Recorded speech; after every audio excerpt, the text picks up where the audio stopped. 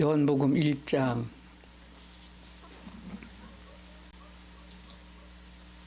17절, 18절 두 절 보겠습니다.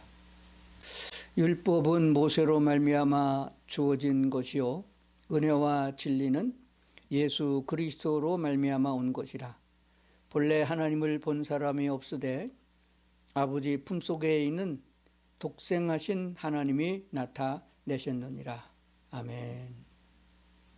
오늘 제목을 은혜와 평강 그렇게 정했습니다. 은혜와 평강. 은혜라고 하는 말은 값없이 거저주는 것. 그런데 값없이 거저준다는 말보다 더 뜻이 깊습니다. 받을 만한 가치가 없고 받아 주어서도 돌아올 것을 기대하지 않는 그런 상태에 있는 사람. 받을 만한 가치도 없고 주어도 그것이 어떤 회복되거나 돌아오지 않는 것을 알면서도 무한대적인 사랑으로 부어주시는 것을 말하고 있습니다. 한문으로 보게 되면은 은혜 은자를 썼고 해자도 은혜 해자입니다. 그러니까 이렇게 해도 은혜고 저렇게 해도 은혜고. 그러니까 특별히 그 한문에서는 마음 심자를 은자와 해자에 다 사용을 했습니다. 마음이 있기 때문에 전무하게 그럼에도 불구하고 그래서 베풀어 주시는 은혜를 말합니다. 우리가 하나님께 받은 것은 바로 이런 은혜입니다. 어떤 자격이 있거나 무엇을 행한 업적이 있어서 하나님의 복을 받는 것이 아닙니다. 하나님께서 우리를 불쌍히 보셔서 그냥 베풀어 주시는 것입니다. 그래서 이 은혜를 우리가 받았으면은 그 은혜를 깨닫는 대로 하나님의 마음에 드는 그런 하나님의 사람이 돼가는 것이 마땅한 것이며 그것이 사람된 도리가 아니냐 하는 것을 먼저 생각하면서 오늘 이방인인 우리가 유대인들이 받아야 되는 그 축복과 은혜를 다 받을 수 있는 이 놀라우신 은총과 은혜를 우리가 입었습니다. 그렇기 때문에 우리가 어떤 믿음으로 자라가야 되겠냐 하는 것들을 성경을 통해서 살펴보고자 이렇게 합니다. 사도들이 이제 복음을 증거해서 복음이 전파됐고 믿는 사람이 많이 생겨났잖아요. 그래서 생겨진 사람들이 모여서 형성된 곳이 교회입니다. 교회는 건물이 아니고 예수 그리스도를 구주로 영접하고 있는 성도들 자체를 교회라고 그럽니다. 그래서 그런 예수님을 모시고 있는 예수님을 영접한 성도들 2사람 이상이 모이면 교회가 되는 것이에요. 예수님 말씀하기를 너희가 2-3사람이랄지라도 내 이름으로 모여서 기도하면은 내가 거기 함께 있겠다고 약속하셨기 때문에 2-3사람만 모여도 교회가 되는 거거든요. 그렇게 모여진 교회들이 신약성경에 시작된 교회들입니다. 그래서 뭐 에베소 교회도 있고 고린도 교회도 있고 그 데살로니가 교회도 있고 그렇습니다. 그런 모든 교회들에게 편지를 보낸 것이 서신서가 됩니다. 사도들이 그 교회들에게 보낸 모든 편지에 공통점이 있습니다. 예수 잘 믿어야 된다. 하나님 여호와를 잘 섬겨야 된다. 그런 내용을 담고 있지만은 그 편지의 서신의 제일 서두에 1장과 어떤 데는 1장 1절부터 2절, 3절, 4절, 5절 사이가 거의 다가 서두 머릿말이 됩니다. 인사말이에요. 그 인사말에서 공통적으로 사용되고자 있는 말이 뭐냐 그러면은 은혜와 평강입니다. 은혜와 평강이 너희들에게 있기를 원한다 이렇게 말씀한 걸 보게 되거든요. 자 그러면은 은혜와 평강이란 말이 얼마나 많이 사용되었느냐 하는 것을 한번 살펴보겠습니다. 로마서 사도행전 다음 바로 로마서 들어가잖아요. 로마서 1장 7절 하나님 우리 아버지와 주 예수 그리스도로부터 은혜와 평강이 있기를 원하노라. 은혜와 평강이. 고린도전서 1장 3절 하나님 우리 주 아버지와 주 예수 그리스도로부터 은혜와 평강이 있기를 원하노라. 그리고 갈라디아서 1장도 같은 내용, 에베소서 1장 2절도 은혜와 평강이 너에게 있을지어다 이렇게 선포한 걸 보게 돼요. 빌립보서 1장 2절도 은혜와 평강이 너에게 있을지어다. 골로새서 1장 2절도 은혜와 평강이 너에게 있을지어다. 데살로니가전서에도 은혜와 평강이 너에게 있을지어다. 디모데전서에는 은혜와 평강과 은혜와 긍휼과 평강이, 긍휼이 하나 더 들어갔어요. 그리고 베드로 사도가 쓴 베드로전서 1장 2절에 택하심을 받은 자들에게 편지하노니 은혜와 평강이 너희에게 더욱 많을지어다. 은혜와 평강이 더욱 많기를 원한다. 사도 요한이 보낸 사도 요한 서신 요한 2서 1장 3절 은혜와 긍휼과 평강이 예수 그리스도로부터 우리와 함께 있으리라 했습니다. 요한 계시록의 마지막에 가다 보면 서두에 1장 3절에 또 충성된 증인으로 죽은 자들 가운데서 먼저 나시고 땅의 임금들의 머리가 되신 예수 그리스도로 말미암아 은혜와 평강이 너희에게 있기를 원하노라 이렇게 말씀한 것을 보게 됩니다. 그런데 한 가지 우리가 은혜와 평강이 어디서부터 오느냐는 거예요. 은혜와 평강이 오면은 우리 하나님, 우리 아버지, 하나님을 그냥 하나님이나 안에서 하기서 하나님만은 신이란 말이거든요. 하나님, 우리 아버지와 주 예수 그리스도로부터 은혜와 평강이 있기를 원한다. 그러니까 은혜와 평강이 어디서 오냐 그러면은 예수 그리스도로부터 오는 거예요. 예수 그리스도는 어디서 왔느냐? 하나님 아버지께서 우리에게 베풀어 준 은혜거든요. 그러므로 예수 그리스도를 빼면은 우리는 아무것도 있는 것이 없습니다. 오직 예수 그리스도로 말미암아 우리가 생명을 얻고 예수 그리스도로 말미암아 호흡하면서 오늘을 살아가고 있다고 하는 것을 우리는 알아야 됩니다. 그렇기 때문에 오늘 우리가 생각할 것은 은혜와 평강이 도대체가 얼마나 우리에게 소중하고 귀중한 것인가를 먼저 살펴보고자 합니다. 하나님의 말씀을 믿고 죄사함과 거듭남으로 새 생명을 얻어서 하나님의 자녀가 된 자들이 아니겠습니까? 우리가 어떻게 하나님의 자녀가 되느냐? 육신적으로 보게 되면은 부모님을 통해서 어머니의 산골을 통해서 우리가 세상에 출생하게 된 것이거든요. 십자가의 그 보혈의 고통을 통해서 우리가 거듭나게 됐고 하나님의 자녀가 된 줄로 믿습니다. 그러므로 먼저 생각할 것은 우리가 영생을 얻은 은혜를 생각해 봐야 된다 하는 것입니다. 사람은 짐승과 달라서 하나님의 좋은 말씀, 부모님의 좋은 말씀을 들으면은 깨달음이 옵니다. 깨달음이 왔기 때문에 짐승처럼 안 살고 사람다운 사람이 되도록 진보적으로 나아가는 것이 사람이에요. 그래서 우리가 어떻게 하나님께로부터 무슨 은혜를 받았으며 어떻게 살아가고 있느냐 하는 것을 우리가 성경을 통해서 보게 되면은 내가 이런 사람이구나, 이런 존재이구나, 하나님께서부터 주어진 축복이 이렇게 내게 넘치는구나, 하나님께 내가 이렇게 소중한 존재이구나, 사랑받기 위해서 태어난 사람이구나 하는 것을 알게 되기 때문에 더욱더 하나님을 사랑하게 되겠고 하나님이 사랑하는 모든 이웃들도 같이 사랑하게 되는 줄로 그렇게 믿습니다. 짐승은 자기 새끼를 잡아먹을 때도 있고 그리고 물어뜯고 싸우는데 먹을 것만 치중하지만은 사람은 먹을 것 때문에 싸우는 것은 인간이 아닙니다. 돈 때문에 싸우는 것도 사실 인간이 아니에요. 그 다 추잡한 짐승적인 사고방식을 갖고 있는 마귀적인 사람들인 것입니다. 그리스도인은 하나님의 사랑을 닮아서 나누는 자들이며 하나님이 원하시는 그 길을 가기에 합당한 우리가 되어야 된다는 것을 알게 됩니다.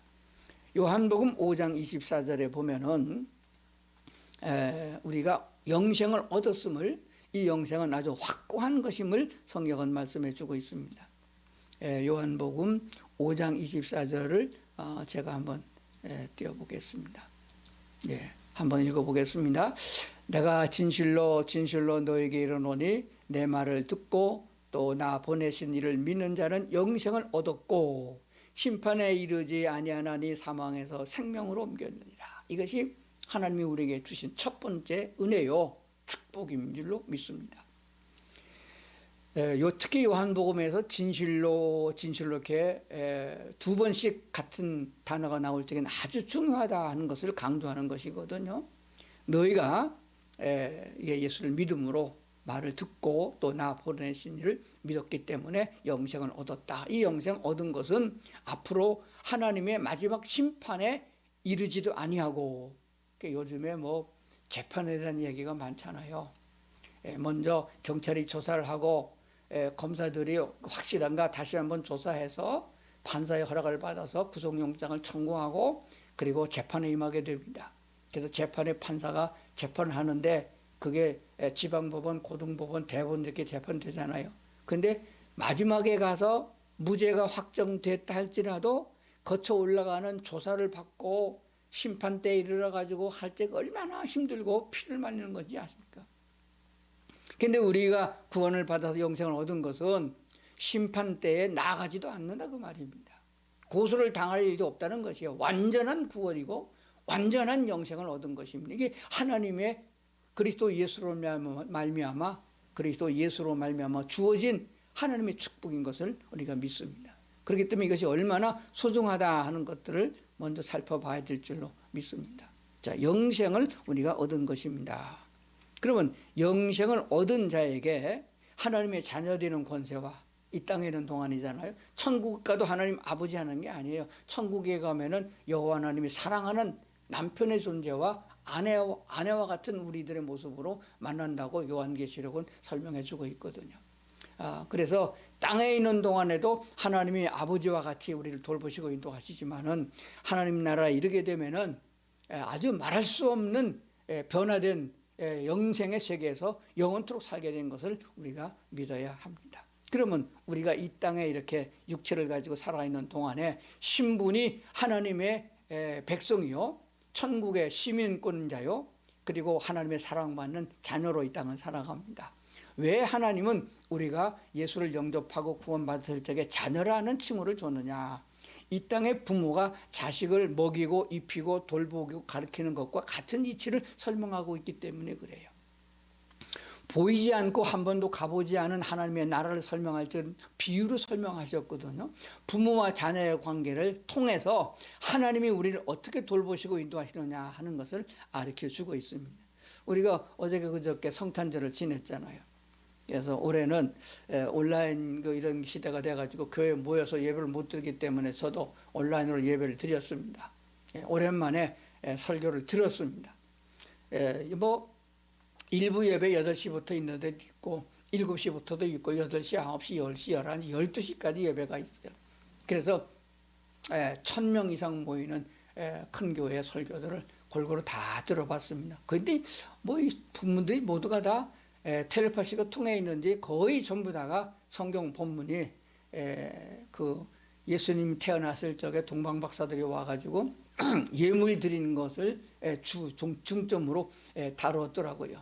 근데 좀 아쉽게도 하나같이 다 비슷합니다. 그래서 저는 좀 다른 관점에서 말씀을 드리려고 생각합니다. 예수님이 이 땅에 태어났었을 적에는 목적이 있어서 태어났습니다. 태어날 적에 마태복음 1장에 보면 그 이름을 예수라 하라. 내가 아들을 낳으려니 이름을 예수라 하라. 그가 자기 백성을 저의 죄에서 구원할 자이십니다. 그래서 예수라는 이름은 구약에 말하고 있는 예수와 여호수아라는 말도 발음이 같아요. 구원자라는 뜻입니다. 예수의 이름에는 구원자, 너희를 구원하실 자이다 라는 이름을 뜻을 가지고 태어나신 거예요. 그래서 예수께서는 그 사명을 감당하기까지 목적이 있는 것입니다. 그 사명을 감당하기까지 절대로 굶기지 아니하고 생명의 위협을 받으나 죽지 않게 하게 하시고 그게 돌보심이에요. 마땅히 그 길을 가게 하시고 그것을 이루게 하시는 분이 하나님이십니다. 우리가 예수의 이름으로 구원을 받아 이 땅에 살아가는 나머지 생애 동안도 하나님이 하시고자 하는 일이 있습니다. 각각 우리에게 주어진 사명도 있고 해야 될 일도 있습니다. 그 일을 어떤 일이든지 간에 예수님이 사도들을 통해서 성령의 은혜를 통해서 비유로 말씀하신 것처럼 너희는 온 몸으로 비유하면 지체의 각 부분이다. 눈으로 봐서 중요한 지체가 있는 것 같지만은 사실은 온 몸에 있는 모든 지체가 다 중요한 것이다. 하나하나 작은 알맹이 같은 세포로 조직되어져 있는데 그 세포의 숫자를 세면 30조 개가 넘어간다고 그랬어요.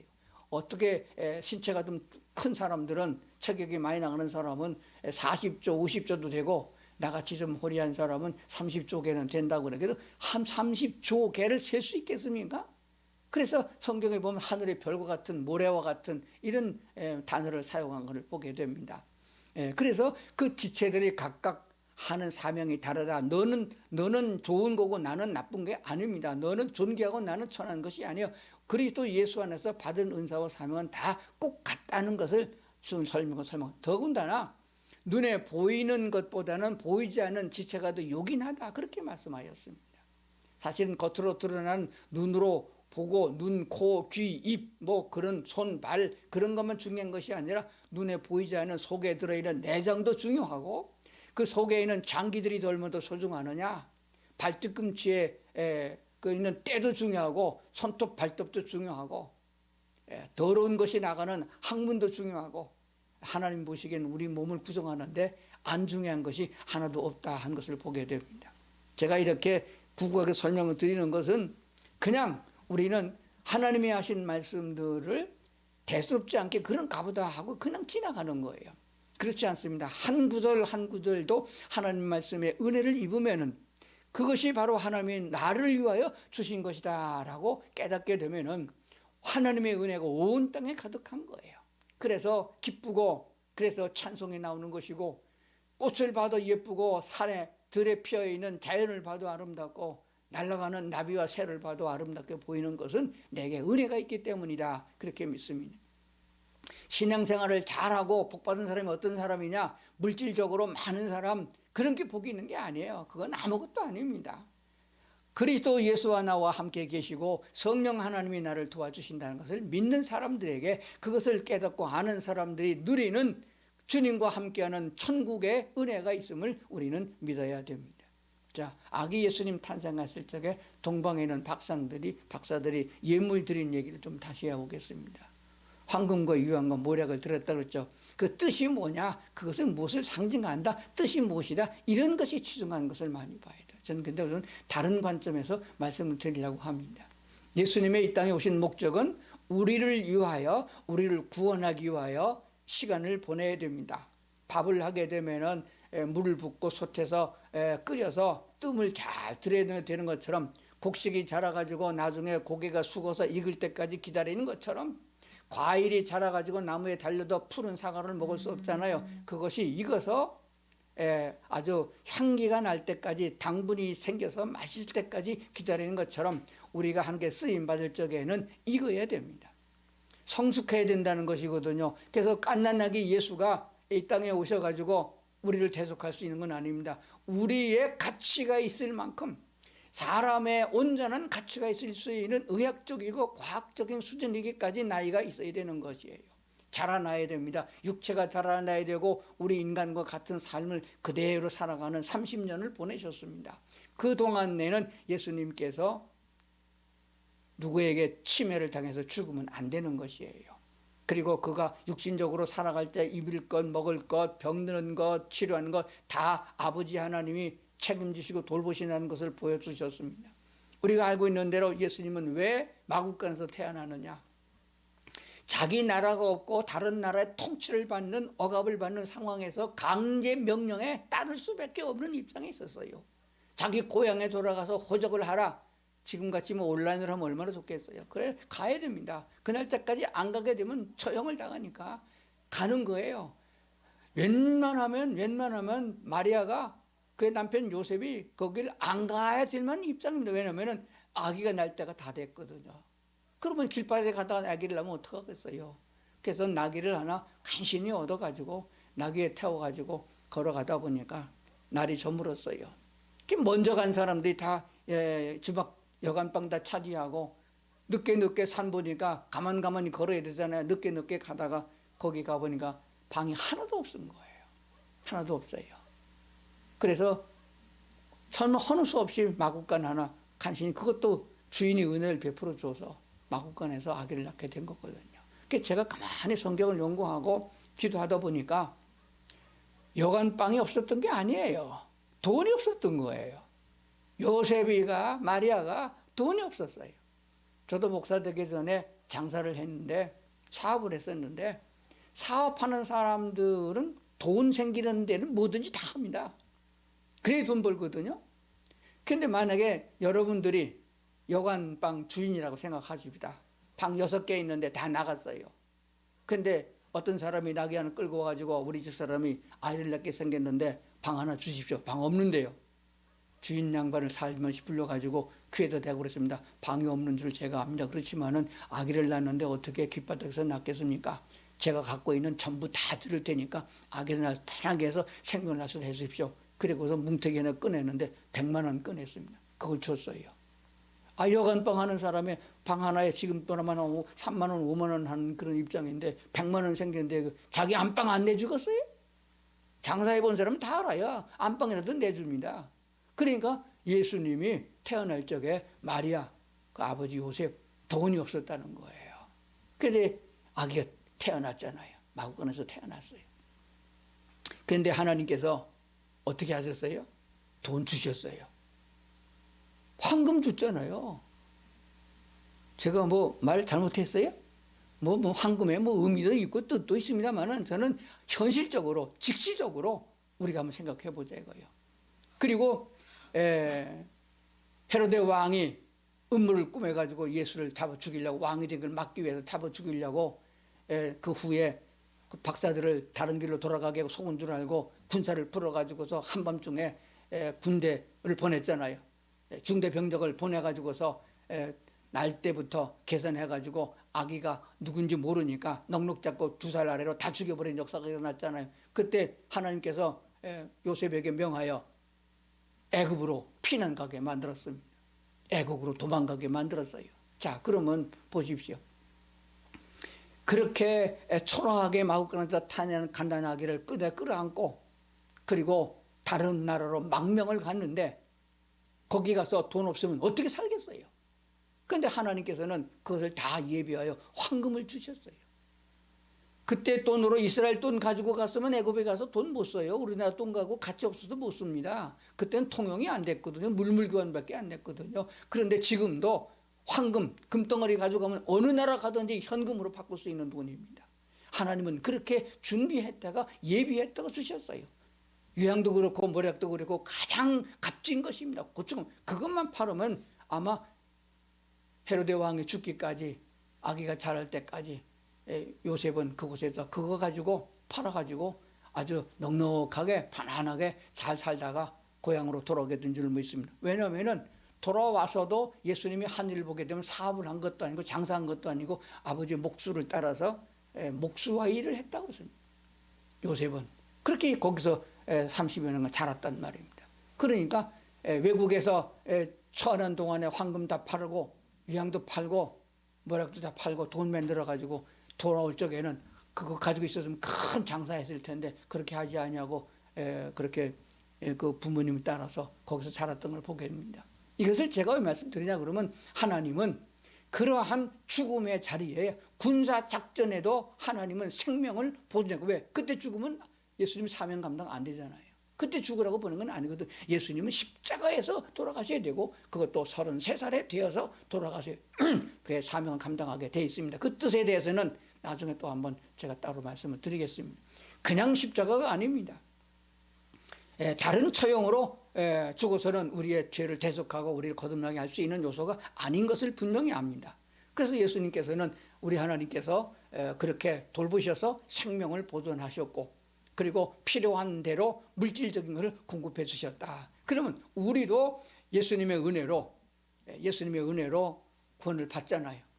예수님의 은혜로 구원을 받아서 하나님의 자녀가 됐잖아요. 하나님의 자녀가 됐으면은 하나님 예수 그리스도와 똑같이 하나님이 돌보신다는 것을 알게 되어집니다. 그래서 예수님이 육체를 가지고 이 땅에 오신 것은 우리의 삶의 모범이에요. 그는 고난 당했으나 죄를 짓지 않았으며 그는 비굴하게 굴지 않았으며 십자가를 진다 할지라도 뒤돌아보지 않았으며 아버지의 뜻대로 되기를 원했던 것이 우리 신앙생활의 모범이 되는 것입니다. 그래서 예수님처럼 우리도 보호를 받는다. 굶어 죽을까 염려하지 마세요. 절대로 하나님은 우리 믿는 사람을 굶어 죽게 하지 아니하십니다. 예수님처럼 어떤 경로를 통하든지 간에, 엘리야처럼 까마귀를 통하든지 간에, 누구를 통하든지 어찌하든지 간에 우리 성도들을 굶겨 죽이지 아니하고 필요한 것을 공급해 주십니다. 이스라엘 백성의 만나를 먹여서 모두가 다 육신적인 생명을 보존하게 한 것 같이 그보다도 훨씬 더 좋은 것으로 우리에게 역사해 주심을 믿습니다. 뿐만 아니라 우리가 질병에 걸려가지고 또는 때도 되지 않아서 죽을까 염려하지 않아도 됩니다. 그러므로 굳이 생명보험을 들거나 굳이 그냥 육신에 죽을까 겁려돼가지고 인간의 노력을 동원하는 일은 없어야 된다고 믿습니다. 하나님을 바라보는 자가 되어야 됩니다. 질병에 걸렸어도, 사업이 망했어도, 자녀가 잘못됐어도, 어디가 망가졌다 할지라도 먼저 하나님을 바라봐야 됩니다. 그리고 주님을 찾아야 됩니다. 이것이 중요한 것이고, 우리가 하나님의 이렇게 보호를 받는 중요한 은혜의 입은 자임을 다시 한번 생각한다면 우리가 다시 한번 하나님께로 한 걸음 더 다가서서 주님을 찬양하고 주님과 동행하는 성도들이 되어야 할 줄로 믿습니다. 자, 그리고 가장 큰 은혜는 뭐냐? 물론 뭐 이것저것 많이 있습니다만은 생명의 은혜, 구원의 은혜가 크지만은 그 다음에 은혜는 우리가 부활의 은혜를 입었다는 사실을 기억해야 됩니다. 우리의 최종적인 목적은 부활이고 하나님의 나라가 됩니다. 그런데 너무 우리 성도들이 부활에 대해서, 천국에 대해서 그냥 그런가 보다, 가면 좋고 안 가도 그만, 그런 상황인 것 같아요. 부활의 신앙을 갖는 사람이 천국이 내 마음에 이루어지는 거거든요. 그래서 이 땅에 하늘나라 가기 전에 주님과 동행하면서 천국을 맛보면서 사는 성도들이 돼야 된다고 하는 사실을 기억해야 됩니다. 부활은 그냥 영혼이 부활이 아닙니다. 우리가 예수 그리스도를 영접하여 하나님과 교통이 되어지는, 회복되어진 그 상태가 이미 영혼이 구원받았고 영생을 얻은 것이에요. 생명을 얻은 것이 되어집니다. 그러므로 우리의 영혼은 다시는 죽지 아니하고 영원토록 살아있는 존재가 됩니다. 그런데 우리 육체는 죽습니다. 주님이 재림할 때까지 살아있는 사람은 엘리야처럼 죽음을 보지 않고 들림을 받겠지만 그렇지 않은 사람들은 죽어요. 그러나 중요한 것은 성경에서 뭐라고 말씀하고 있느냐, 우리 성도들을 가르쳐서 뭐라고 말씀하고 있느냐, 성도들이 죽는 것은 죽었다 하지 아니하고 잔다고 말씀하였습니다. 잔다. 자, 그렇기 때문에 자는 사람들은 깨우면 되는 것이에요. 기상나팔을 불어서 깨우는 것처럼 마지막 나팔 소리가 날 적에 다 일어나는 것입니다. 그러므로 육체가 부활되는 것이에요. 우리 몸이 부활된다 하는 것이 됩니다. 그런데 우리가 그 부활에 대한 확신을 갖고 있지 않기 때문에 이 땅에 살아가는 삶이 고단하고 두려운 것이며 순교를 하지 못하는 것이며 육체의 고통 때문에 하나님을 팔아먹는, 가련합니다만 팔아먹는 것이 아니라 육체의 힘든 것 때문에, 물질적인 것 때문에 하나님을 외면하는 경우가 얼마나 많은지 모르겠습니다. 부활의 신앙을 가지면 이런 것들을 다 벗어볼 수 있다는 사실을 믿으셔야 됩니다. 우리가 부활할 적에는 예수님처럼 부활하는 것입니다. 고린도전서 15장에 보게 되면은 우리가 예수님처럼 부활할 것을 설명하고 있습니다. 고린도전서 15장 전체를 다 봐야 되지만은 20절을 먼저 한번 보겠습니다.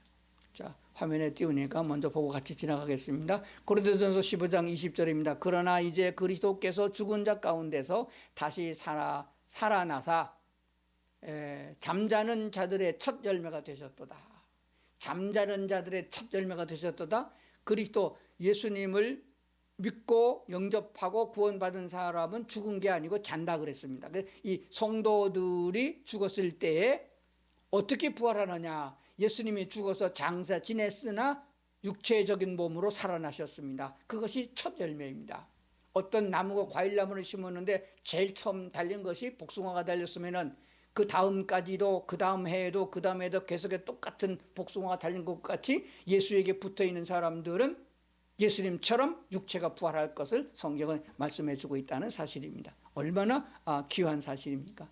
그래서 우리가 이것을 생각해야 됩니다. 그럼 예수님께서 죽은 자 가운데서 부활하셨을 때에 묶었던 삼배로 똘똘 말아가지고 묶어놨는데 그게 예수님을 묶어놓을 수 있었나요? 그 무덤에 돌로 막아놨는데 돌이 예수님을 막았나요? 제한할 수 없었습니다. 우리가 부활했을 적에는 우리 육체가 어떤 세상에 어떤 것도 제한받지 않은 완전한 자유로움 속에 들어가게 되는 것입니다. 얼마나 육체로 가질 수 있는 건 다 가질 수 있으나 그렇게 자유로운 모습으로 제한받지 않는, 질병에도 고난받지 아니하고 늙지도 아니하고 죽지도 아니하고 인간이 갖고 있는 미움과 지기 질투 같은 것도 다 없어진 새로운, 보라 새 것이 되었다 하는 새 사람을 말씀하고 있는 것입니다. 70대 할머니가 죽었는데 부활할 적에 70으로 부활하는 것이 아니고 예수님처럼 33살의 나이도 그만큼 젊음으로 부활한다는 사실도 믿어야 됩니다. 부활의 예수님이 첫 열매니까. 그렇기 때문에 예수님은 80에 돌아가시지 않았고 12살에 돌아가시지도 않았습니다. 우리가 사람으로 말하면 의학적으로 가장 성숙한 모습, 30대의 모습이 아니겠습니까? 30대가 넘어가면 낡아지는 것이고 30대 전에는 미숙아가 아닙니까? 그러므로 우리는 육체의 완전한 모습으로 부활된다는 사실을 믿는다면 그것이 이 세상의 황금과 바꿀 수 없는 것이며 세상의 아파트와 바꿀 수 없는 것이며 세상의 어떤 것도 바꿀 수 없는 아주 소중한 부활의 은혜가 아니겠습니까? 이것을 망각하게 되면 예수 믿는 사람이 맛이 없고 예수 믿는 재미가 없다는 사실을 기억해야 됩니다. 제가 요즘에 교도소에 성경 통신으로 성경 공부를 가르치고 또 좀 삐딱하게 나가는 믿는 사람 믿는 성도들의 자녀들을 가르치면서 질문한 것이 있습니다. 아이들이 있는데 질문을 했는데 거기에 답을 잘 맞췄느냐? 아이들은 계속 잘 맞추는 것 같아요. 근데 나이가 좀 있는 어른들이 못 맞춥니다. 한번 제가 질문할 테니까 한번 답을 맞춰보길 바랍니다. 그 질문이 뭐냐 그러면 거듭난 사람은 몇 살까지 살 수 있겠습니까? 이 질문이에요. 아이들에게, 여러분 집에 있는 손자들 또는 또 아이들에게 물어보세요. 예수 믿고 거듭난 사람은 몇 살까지 살 수 있겠는가? 그러면 여기에 대한 질문을 벌써 질문하는 사람이 무엇 때문이냐? 거듭났으면 영생을 얻은 자 아니겠습니까? 거듭난 사람은 부활된 자 아니겠습니까? 몇 살까지 살 수 있겠는가 물어보면 어때요? 우리 손자들도 그랬더라고요. 100살까지 산다고 하는 애들도 있고, 그죠? 아주 많이 산다는 것도 있습니다. 장장 쳐다보면은 만세 아니겠어요? 만세? 우리는 어떤 일을 만나게 되면 대한독립 만세, 뭐 대통령 만세, 만세 부릅니다. 만세라는 말은 만세를 살아라는 뜻이에요. 그 전에 이거 고전을 보게 되면 천세 했던 적도 있어요. 천세가 좀 부족한가 봐요. 천세를 살으면 뭐 얼마나 좋겠어요. 천세를 사는 사람도 없고 영원히 산 사람도 없습니다. 그렇기 때문에 만세를 산다는 것도 무지하게만 하는 건데 정답은 영원히 사는 것입니다. 죽음이 없다는 것입니다. 영원히 산다는 것입니다. 자, 그리고 또 두 번째 질문이 있었습니다. 우리가 하늘나라에 가면은 우리 아버지가 하나님이잖아요. 부모가 부자면은 자식들 결혼할 적에 아파트 한 채씩 다 주잖아요. 아파트 한 채만 줍니까? 부자는 자동차도 주고 아파트도 주고 또 기업도 물려주고 주식도 물려주고 그러잖아요. 그런데 우리 아버지 하나님은 그거보다 몇천 억만 배나 더 부자가 아니겠어요? 그러면 우리가 하늘나라 갔을 때 우리 아버지 하나님께서 우리에게 얼마짜리 집을 주실까요? 하는 질문이에요. 하나님이 얼마나 좋은 집 줄 것 같아요? 얼마짜리 줄 것 같아요? 아파트를 주든지 뭐 전원주택을 주든지 간에 줄 것입니다. 준다고 분명히 그랬어요? 성경 어디 있냐고요? 성경에 써 있죠. 요한복음 써 있죠. 14장인가요? 요한복음 14장에 한번 읽어보겠습니다. 요한복음 14장 2절입니다. 내가 너희를 위하여 이 거처가 집이에요. 원문에는 맨션이라고 되어 있습니다. 거처를 미리 준비하러 간다. 가노니 가서 너희를 위하여 거처를 예비하면 내가 다시 와서 너희를 내게로 영접하여 나 있는 곳에 너희도 있게 하리라. 이렇게 말씀하셨잖아요. 그러니까 하나님께서 거처를 주시는 거예요.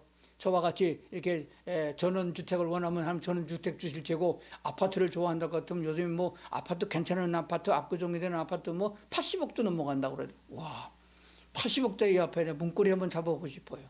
그 얼마나 좋은 집이기 그런가. 근데 하늘나라 가면 아버지 하나님 우리에게 얼마짜리 집을 줄까요? 라고 했더니 억만금만큼 뭐 이렇게 쓴 사람도 있고, 비싼 거 억만장자 보통 그렇게 많이 했더라고요. 근데 우리가 생각하는 대로 미국에서 억만장자의 집보다는 더 좋은 걸 주십니다.